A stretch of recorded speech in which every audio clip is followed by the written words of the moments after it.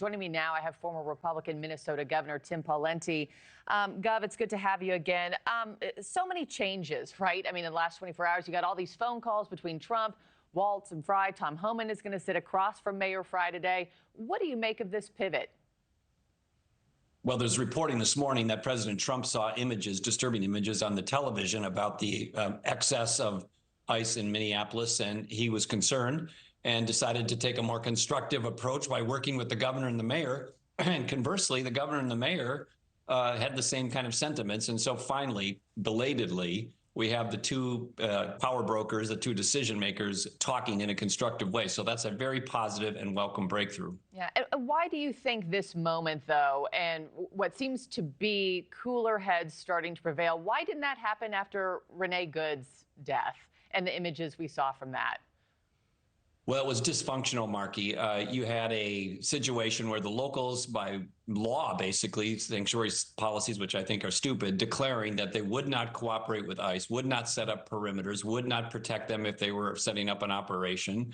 And so then the federal government sent in a lot of extra people to serve some of those functions, and it didn't go well. And I think the president and the governor and the mayor finally realized we got to find a different way forward. An interesting thing now, Markie, will be, can that mayor in a sanctuary city with a very, very left base make some compromise towards helping ICE, if not enforce immigration laws, at least protect them while they're doing their operations? That's going to be interesting to watch. You saw it in Maple Grove last night, by the way, although that's a different city.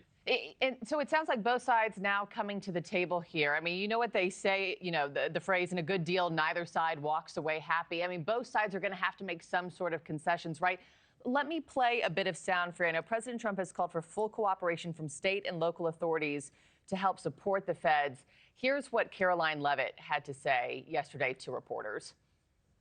Turn over all criminal illegal aliens currently incarcerated. State and local law enforcement must agree to turn over all illegal aliens who are arrested by local police. Local police must assist federal law enforcement in apprehending and detaining illegal aliens who are wanted for crimes. Governor, do you think Minneapolis is going to agree to that, to bring this to an end? And at the end of the day, is Minneapolis about to no longer be a sanctuary city? That list that was just read, I think, would be supported by certainly a majority of Minnesotans and a majority of Americans. The thing that you just identified, however, Markie, is going to be the really important thing to watch, which is, can Minneapolis especially include, but also St. Paul and a few other jurisdictions, are they even capable politically and substantively of doing what was just described? If they can, I think that's a pathway towards a compromise.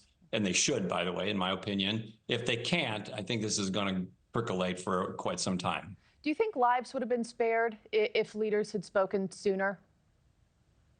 Well, there's a lot of things that we can go back and look at, Markie. But again, going back to this idea of why weren't proper perimeters set up to separate safely the protesters from ICE operations? And there's going to be issues around, were the ICE folks properly trained? Were they following their protocols and the like? But this idea of protesters being able to walk into an operational area of ICE without a perimeter being established, it was really unfortunate. I think, to me, is one of the many things that's going to stick out here, which is it's in nobody's best interest to have protesters in the middle of a active, dangerous law enforcement situation. And the lack of a perimeter is going to be one of the very sad and tragic lessons learned here. So many facets under investigation now. Former Minnesota Governor Tim Pawlenty, as always, thank you for your time, and we'll see what today has in store. Thank you for watching. Subscribe below and download our NewsNation app right now on your phone, and you will get fact-based, unbiased news for all Americans.